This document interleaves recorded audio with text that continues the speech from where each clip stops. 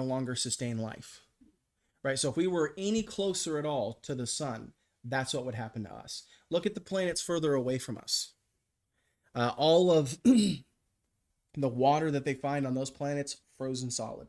It's too cold to sustain life. There is what scientists call a Goldilocks effect, or a Goldilocks zone, for a distance from a sun based off of how much heat that sun gives off, that a planet can be too close or too far from it in order to sustain life. The Earth landed perfectly in that spot. In the hundreds of years that man has been able to search the skies with telescopes that we keep getting stronger and stronger so we can see further and further away, in all of these hundreds of years, we have discovered one other planet within a Goldilocks zone that would be, based on those parameters alone, capable of sustaining life. But those are not the only parameters that are necessary for a planet to sustain life. You have to have the perfect mixture, because then it goes beyond the Big Bang Theory to their theory of evolution. And it tells us that this was sort of, you've heard of the primordial soup, perhaps the primordial sea, it's sometimes called, is where evidently all of life began on a microscopic scale. And then over hundreds and thousands and millions and billions of years, those microscopic things from one generation to the next began to become a little bit larger and a little bit larger. You know, the microorganisms of life would grow a little bit bigger one generation to the next over the course of billions and billions of years, until we have these multi-celled organisms that we evidently are supposed to be today. That's the theory of evolution. The only problem is there's no evidence of that. You couldn't possibly have evidence for the theory of evolution because it takes place over billions of years. There's no way to sustainably prove that in a laboratory, which means there's also no sustainable way of disproving it either, which is the problem they have with Christianity and believing in God, isn't it? It's you shouldn't believe in God. You can't prove that. There's no scientific evidence to prove that God exists. And we could say the same thing about evolution, couldn't we? You can't scientifically prove evolution. It takes the course of billions of years. No scientist can recreate that in a lab. It's not possible. And they would say, yes, but we see out in the world evidence that these theories, it's a really good hypothesis. It's a very good educated guess based on the facts that we have. Well, so is creation. You don't have any evidence to disprove creation any more than I have evidence to disprove evolution. Right? So believing in God is not so insane. It's not so crazy any more than any other theory that's out there. Something had to be around forever. They believe it's something. I believe it's someone. Our God, unlike other gods, is not fabricated. He is true. He's real. He exists. Why is then there no evidence? How easy would it be for God to prove himself to us? Would say, okay, God, if you're real, I want you to knock that table over right now. If you're real, prove it to us and knock that table over. You know, he's not going to do that. You know why? He's not going to force you to believe in him. He's not going to make you believe in him. He wants it to be a choice. He's giving you free will. Because God can be real. It's possible. That's why agnosticism is on the rise. That's a hard word to say at 10 o'clock in the morning. Agnosticism is on the rise over atheism, because a lot of atheists are realizing that I may not necessarily believe in God, but I have no reason to disbelieve in him either, so I'm not sure what's right. So that's agnosticism. And that's become on the rise here recently. And we see a lot of evidence that God could be real. He just doesn't want to, he doesn't want to put it in a science book. He wants it to be our personal choice to choose to trust in him, believe in him by faith. Our God is real, and the other gods that are out there in the world, they're not real. Our God is, by the way, the same God worshipped by the Jews. We worship the same God. The difference is they reject their Messiah, they reject their Savior Jesus Christ, and because they did, his work is now given to us Gentiles. But it's the same God. of the Old Testament as it is in the New Testament. You'll hear people say that the God of the Islams is the same God. It's not. That is not the same God, and I'll tell you why. Historically, it seems like it would be, because it's the same God of Abraham. It's just what Isaac and then Ishmael split off in different directions, and that's not the case.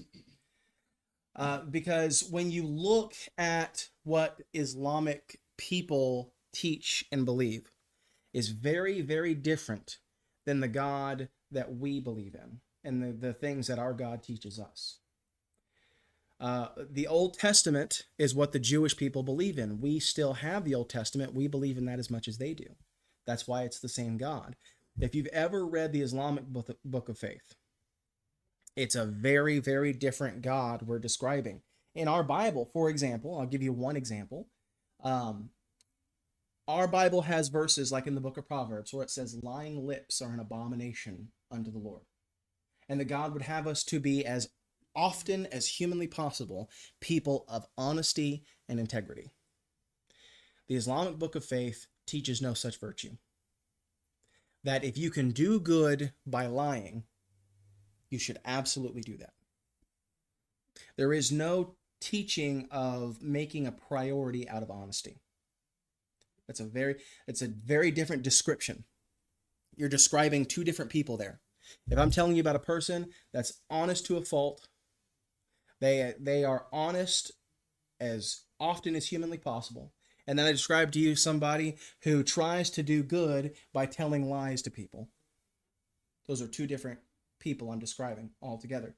Imagine, for example, if you would, you and somebody else witnessed a crime. Maybe you're getting your donuts on Sunday morning at the donut shop, and you see somebody run in and they steal all the money from the cash register and they run out. The police come to take your testimony, and it's you and another person standing there with you, and you're about to describe this person. And you describe them and you say, yeah, it was a guy. He was about 5'10". He had green eyes. He was wearing black pants, a black hoodie, black shoes. And then you hear the person next to you give a description of the exact same person, but they say, yeah, a very short guy, maybe 5 foot nothing, very brown eyes, brown hair, was wearing a green hoodie, white shoes. You're describing two completely different people. You say, yeah, but it was based on the same event. Well, it doesn't matter if you're describing two different people entirely. You're talking about two different people. And that's the difference between the Christian God and the God of the Islams. Theirs is a little g God. Ours is the capital G God. Which, by the way, we mentioned that about the Jews rejecting Jesus and it being given to the Gentiles. Thank God for that. Yeah. Because if it hadn't, me and my family might still be worshiping the Norse gods. We traced our genealogy back, and I found out that we come from a clan in Scotland that was created by Vikings who were done with their pillaging and wanted to live a nice peaceful life, so they came into Scotland and created the Strange Clan because they were strangers to Scotland. So they created the Strange Clan, and evidently we come from Vikings. And if I look at some of my uncles and so forth, I think, yeah, that tracks. I could see that. Yeah, Vikings, sure. And the Vikings worshipped the Norse gods. So we watch these movies about Odin and Thor and Loki and so forth, and they're fun to watch. My ancestors were worshiping those gods, those Norse gods. And if it hadn't have been for the rejection of Jesus by the Jews, I might still be worshiping those Norse gods. So I thank the Lord that we were given his gospel through their rejection. He's the God of all gods. He's the Lord of all lords. So you think about not just the gods that were created, now think about authority. Now, gods that may or may not be real, we can sit here and discuss all day long, but you can look at a person with authority and know that they're real. You know, a student will look at their teacher and know that's an authority for me. I have to do what I'm told by this person. If you don't, there's consequences. If I'm driving down the road and I'm going a little too fast and I see the police lights pop up behind me, I have to stop. If I don't, there will be consequences. And I'm not outrunning the police in that car anyways. Symbols of authority, we don't doubt. We don't have to prove that they exist. We know that they exist. And in our country, our authority works a little differently. We elect our own officials. There's checks and balances. If somebody abuses their power, there's somebody somewhere else that can check them on it and say, hey, you're not allowed to do that. That's against the law. We're going to court.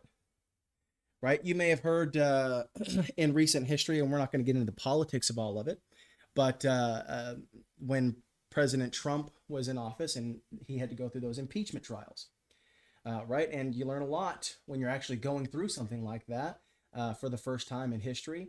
I remember when, who was it? Clinton was impeached. But I was a child when that was going on. So when we went through it this time, what I thought I understood, I learned a lot more about. You know, that's just a trial. He hasn't been found guilty of anything. They still have to prove him guilty of anything. But there are checks and balances even for the President of the United States.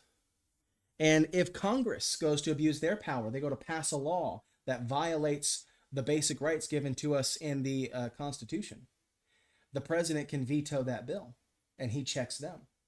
And between the two of them going back and forth, you have the Supreme Court, where if they both choose to be corrupt, then they will say these things are unconstitutional and you can't do that. So there's a checks and balances to the authority within our domain. That's so rare.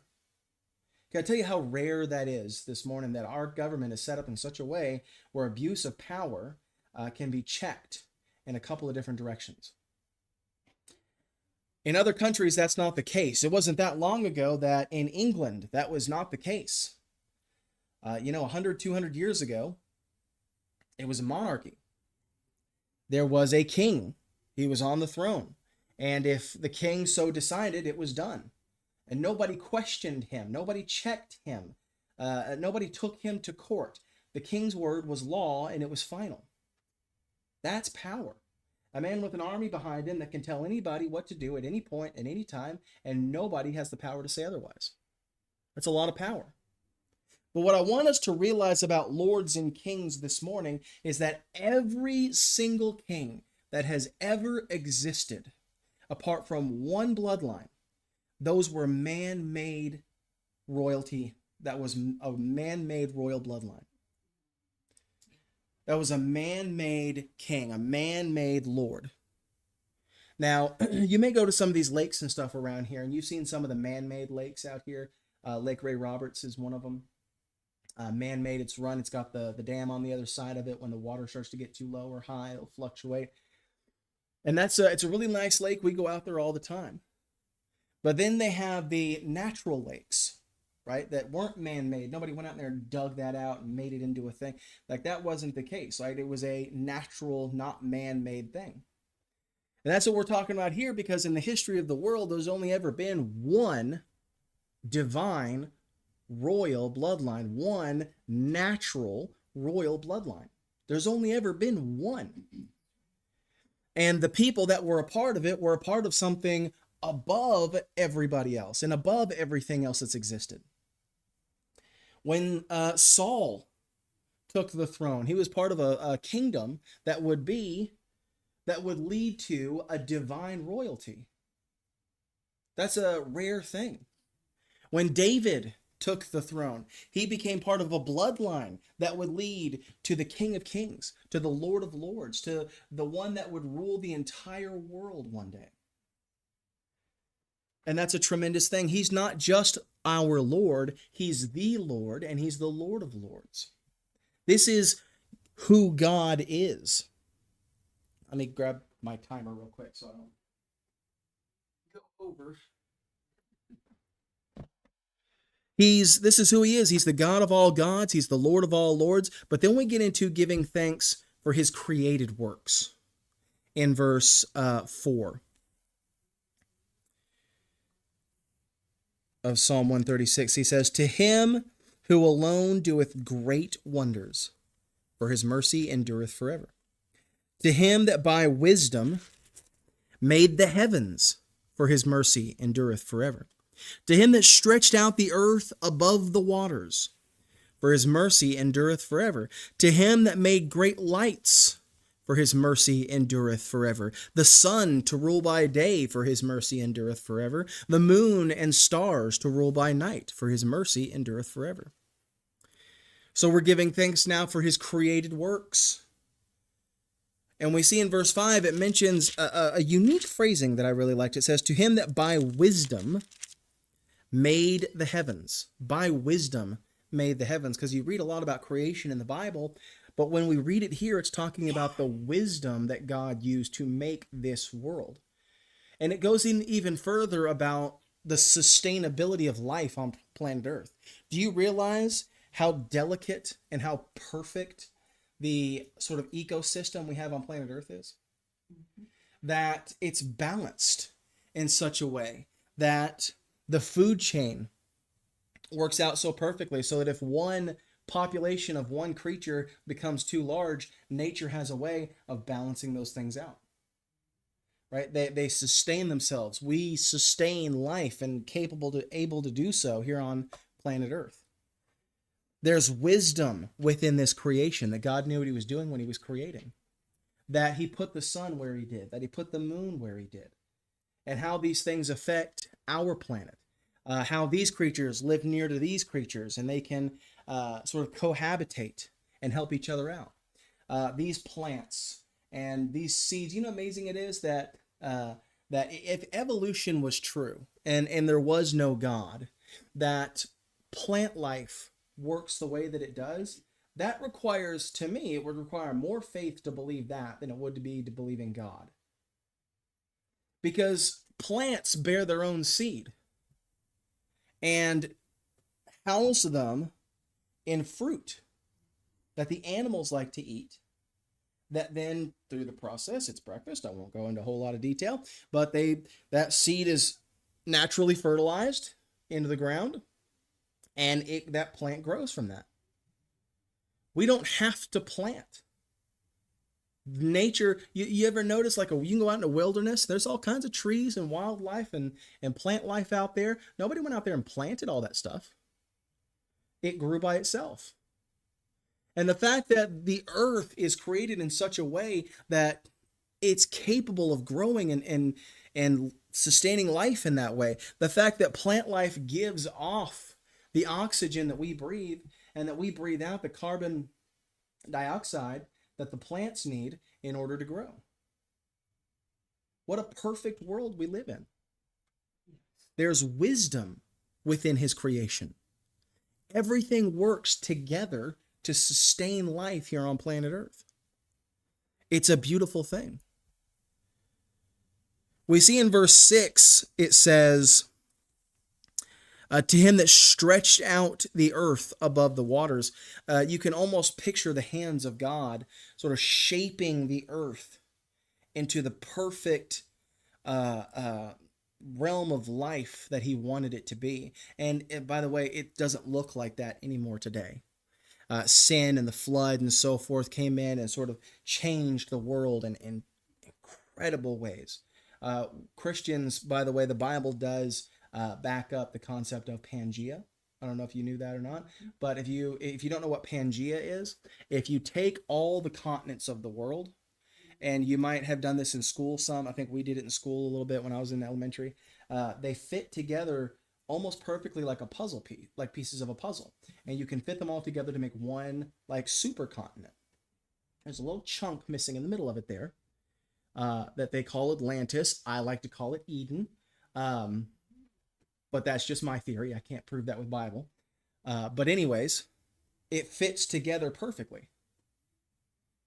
And the Bible does support that that's how God created it.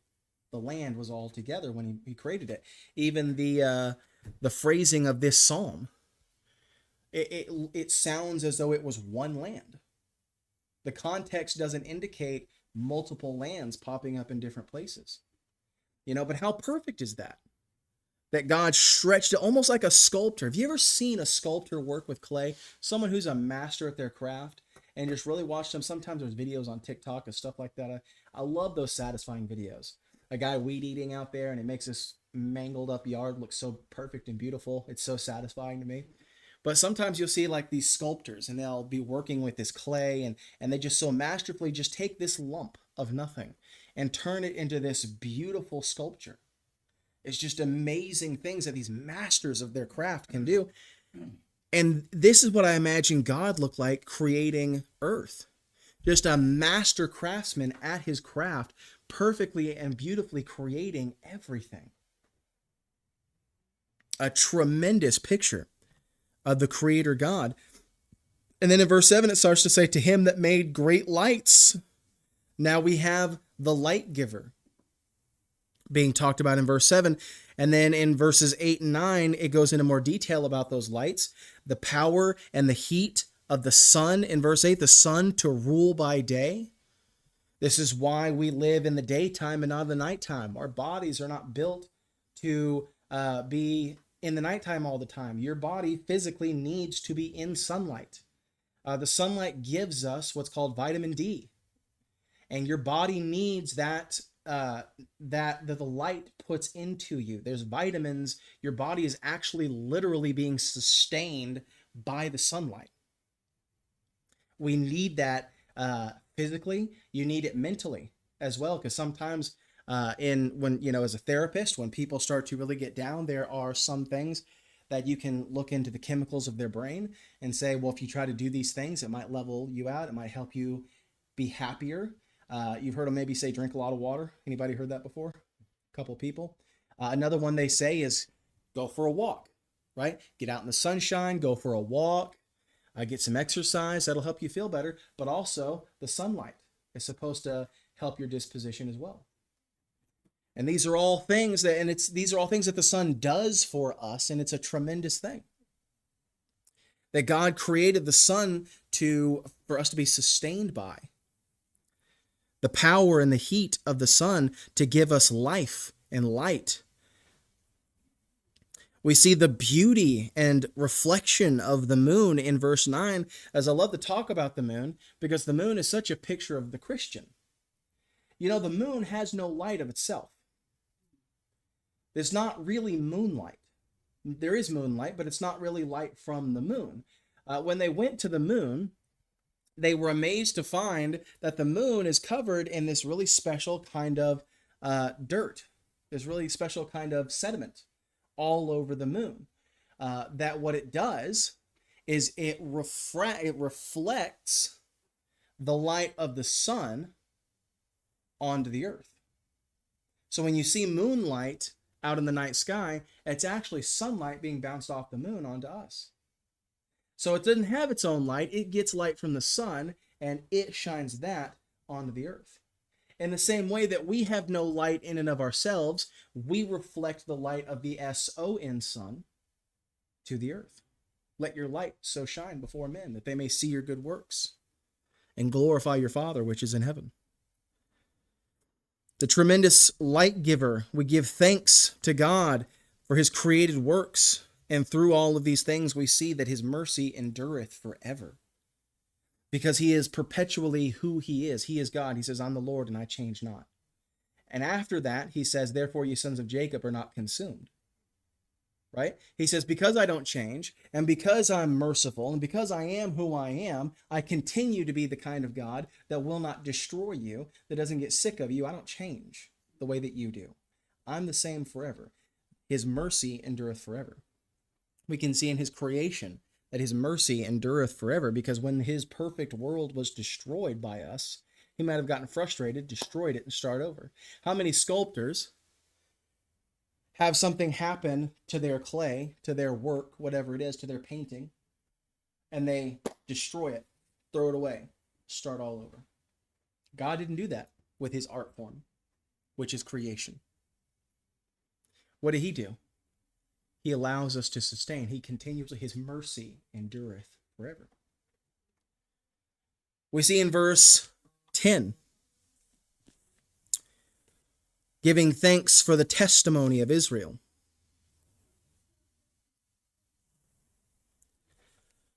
It says in verse 10, to him that smote Egypt in their firstborn, for his mercy endureth forever.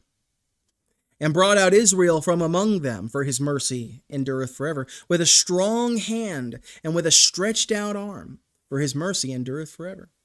To him which divided the Red Sea into parts, for his mercy endureth forever, and made Israel to pass through in the midst of it, for his mercy endureth forever.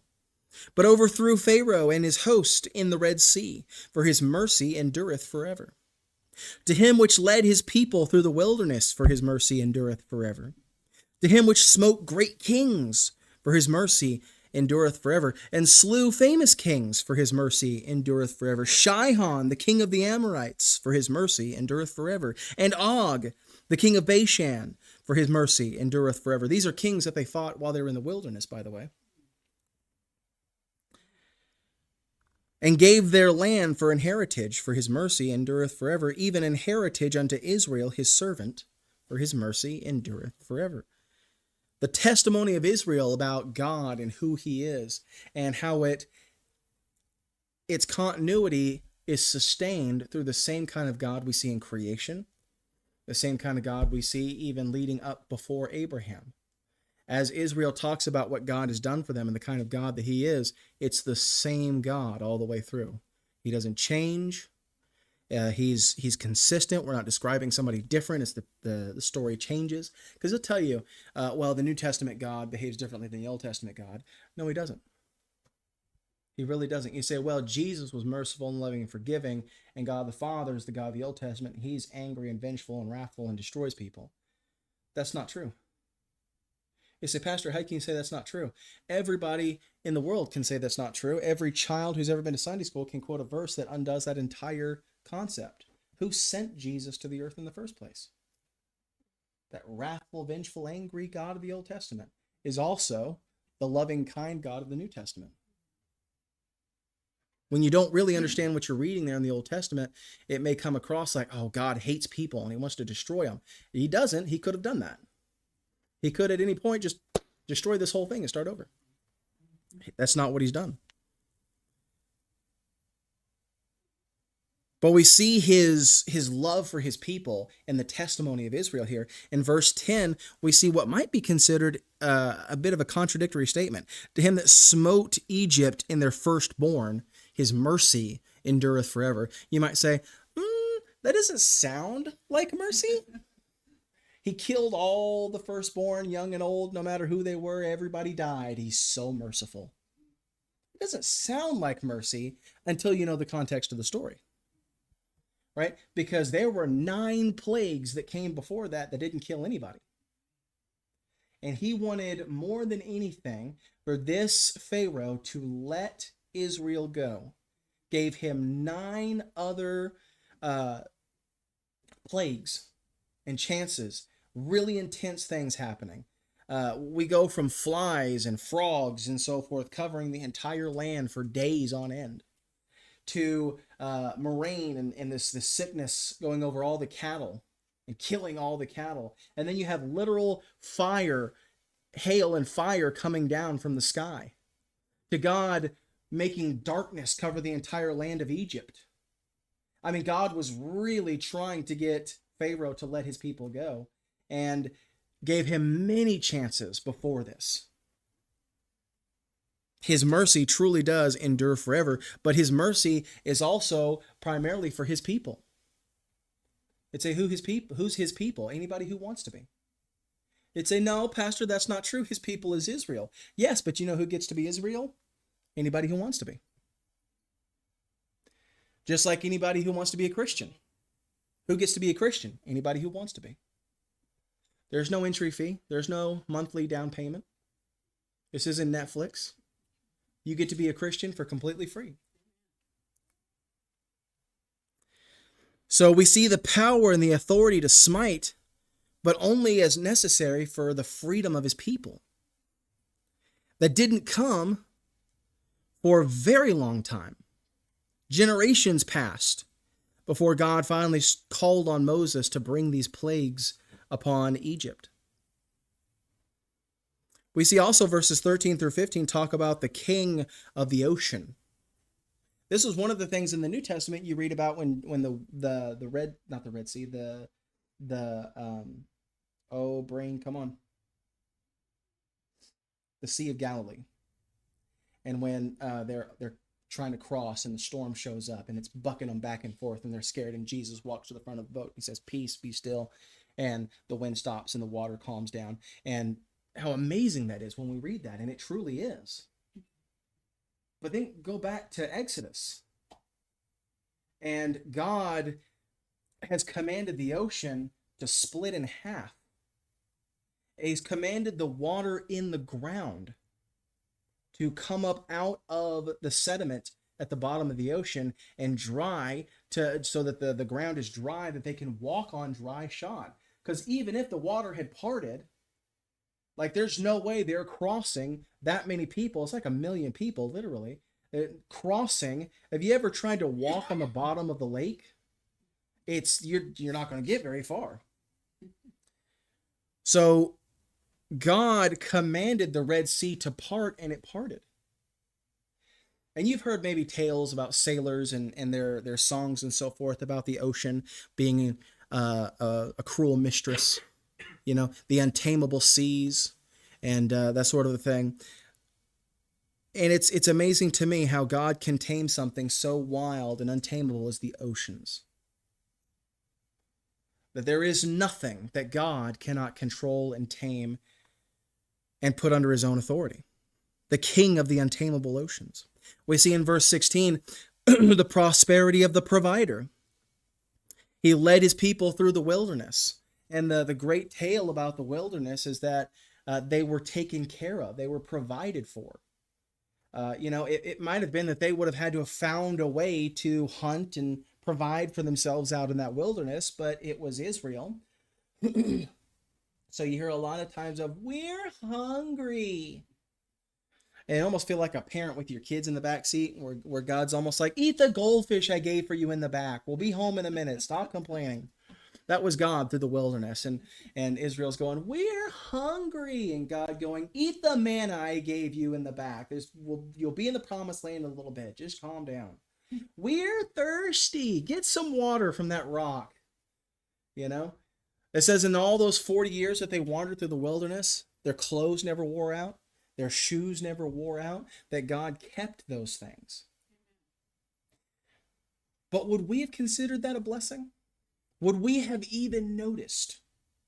Or would we have said, I haven't had new clothes in 40 years. I haven't got to go clothes shopping in 40 years. But here the Bible's talking about this miracle that he provided for them that many of us might not have even noticed. We get to the end of that 40 years and God may say something like, "Hey, did you notice that your shoes didn't wear out in 40 years? Like, those are some good hey dudes right there, Those boots are pretty good. I need to know who made those." Sometimes God tries to bless us and we don't realize it because we're looking for specific blessings. We say, "God, I want this, and I want this, and I want this." And God says, "Okay, but what about all of these things underneath it?" And we go, "Oh yeah, I forgot about that." The prosperity of the provider. And then we see in verse 21, it says, "And he gave their land for an heritage." The giving of a heritage is a truly incredible thing, because a heritage is more than just land. It's more than just houses and vineyards and food and cattle and so forth. A heritage is something that you can hand down from generation to generation. Right? So their heritage wasn't just the land that they passed down or the wealth that they passed down. Their heritage was the faith that they passed down. Because before they even crossed into the promised land, before Joshua was able to conquer even the first city, the first thing they were told to do was set up these pillars of rocks in the middle of the water. And that when they got into the promised land, that they were to walk their children past these pillars so that their children could see these weird things sticking out in the water and say, "Hey, Dad, what's that? Hey, Mom, what's that?" And they could say, "Well, son, let me tell you about the God that told us to put those things there and how we got to this land." because God and their belief in God was also that part of their heritage. He was part of their heritage as well. He was meant to be passed down, and the parents, the moms and the dads were meant to teach their children about God. And they did not. And there came up a generation that knew not the Lord. And it's a real tragedy. We have a heritage as well this morning. At this Baptist church that we gather at, that we open our Bibles in, that we eat some donuts and drink some milk and then struggle to stay awake through the Sunday school lesson. I've been there. I know how it is. I don't take it personal. I've been in your seat. But you know, the thing is that we're standing on the shoulders of some giants this morning. We're standing on the shoulders of men who sacrificed everything so that we could have the body of doctrine that we have today. Don't let that word scare you. I'm not going to chase people off. I just want you to know what the Bible has to say about God. That's all doctrine is. But we've been given a heritage in a system of belief this morning. Men that were burned alive because they didn't like the way that the Catholic Church was baptizing people. And that's why we're Baptists today. We stand on the shoulders of men who, if you ever read Fox's Book of Martyrs, it's not for the faint of heart. There's some very graphic stuff in there. Men who, before they were tied to the stake and they lit the fire and that fire is going, they held their arm in the fire. And as the fire is melting the flesh off of their body, they are giving the gospel to that crowd. Because the crowd's there to watch the flesh melt off their arm. They're using that as a chance to give these people salvation. These are the shoulders of the giants that we're standing on this morning. These Puritans, who were called Puritans because they purely believed the Word of God and nothing else. They said, we're not interested in doctrine and denominational schism. We just want the Bible. So they say, okay, well, your denomination is Puritan. Should have had a V8. Well, they were so chased by the Catholic Church for their puritanical beliefs that many of them came as settlers to the New World. They crossed an ocean so that the Catholic Church and its pursuers could not get them there. And they were to create a new land where people could worship the God that they see fit in the way that they see fit. That religious freedom has been the foundation for our country. And it's a heritage we all stand on today. These men who died on this ship trying to get to the new land and got here and were so sick they wound up dying. Or the first winter came through and they weren't prepared for it. And many more died after that. All of these sacrifices so that we might have freedom in the new land. The freedom to worship God the way he was meant to be worshiped. We have a heritage as well this morning, and one I think we can learn to appreciate. That all these things that we believe, they came at a very high cost. They say the price of freedom. They talk about the price of freedom and all the lives that were given for freedom. There were a lot of lives given for our faith as well. And we're passing down a heritage this morning. And we see lastly this morning, giving thanks for his care for us. Very quickly in verse 23, he says, who remembered us in our low estate. Remembering us in our low estate, remembering us when we're forgotten. You know, the kind of people the world likes to remember. And you know, the world doesn't mean anything by it. They just don't know any better. They don't know Jesus. So they don't know any better. The world remembers people that help them. The wealthy man who has the money to give them. The powerful man who has the power to help them. Anybody who's a benefit to them, those are the people that the world will remember. Those in poverty, those that are powerless, but still good people, they're often forgotten in this world, and it's a sad thing. But he remembers us when everybody else forgets. He remembers us in our low estate. They say that it's in hard times that you find out who your friends are. And that's true. I've seen in my own personal life, you have people that like to be around you, that enjoy your company. But then when hard times fall, it's a very empty place. And the people that are left there, those are your real friends. The ones that are trying to pick you back up and help you stand on your own 2 feet. Those are the people that are there for you. And you find out who your real friends are. And let me tell you something. There's a friend, folks, that sticks closer than a brother. There's a friend that was with you in every dark and terrible moment of your life. And you might not have realized he was there. You might not have felt him. You might not have noticed him. You might not believe that he was there. That does not mean that he was not there. He remembers us when we're forgotten. Verse 24, he says, and hath redeemed us from our enemies. He saved us. He saved us when we were defeated. And, there's many different kinds of defeat that we face in the spiritual and mental and physical worlds. We were saved from the wrath of sin. And the Bible calls it the wrath of sin because God's got no wrath toward you personally. It's toward your sin. That's the plague. But when we were dead in trespasses and sins, we were in a helpless state. When we were damned and on our way to hell, he saved us from that. He went on the cross and he died for our sins that we could accept him by faith and live in eternal life with Jesus Christ our Lord. He saved us from that. He saves us also from other kinds of enemies. There's the flesh, the sin. That's one enemy. There's also the devil. Folks, the devil's after you this morning. If you ever tried to do anything for God, he's got one of his demons after you.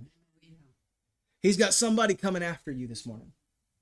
And I want us all to be cautious and careful about that because he's going to hit you wherever he can. If God can turn you into a weapon against one of God's people, he's going to.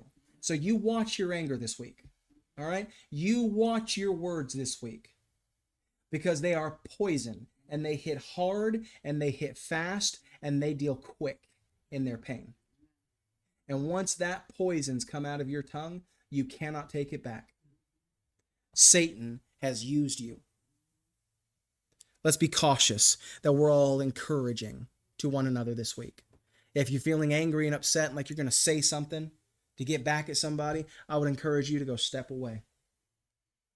Take a minute, take a beat, watch your mouth, and then come back. Let's be encouraging to one another this week. That's another enemy. The devil's out to get us. The world is another enemy simply because it doesn't care about you. It doesn't hate you per se, but it also doesn't love you. It doesn't care about you. And that's a cold, hard truth, but it is the truth. And God has saved us from that as well. He says, I'll love you. I'll care about you. I'll care for you. I'll redeem you from this enemy. And in verse 25, he says, who giveth food to all flesh. We're fed. Physically, when we're fed, God feeds us, and it comes from God. But also spiritually, we're fed this morning. And I want to leave you with that thought where Jesus said in Matthew 4 to the devil, man shall not live by bread alone, but by every word that proceedeth out the mouth of God. I want to thank you guys so much for watching and for being here this morning. We will be back at 10 minutes after 11 to start the Sunday morning service.